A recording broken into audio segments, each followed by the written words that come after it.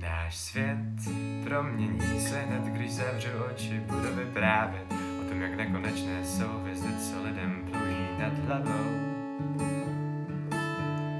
Co teď, možná jsme spolu naposled, sladká jsou slova jako med, o tom, že spolu budem dál, to bych si vlastně hrozně přál.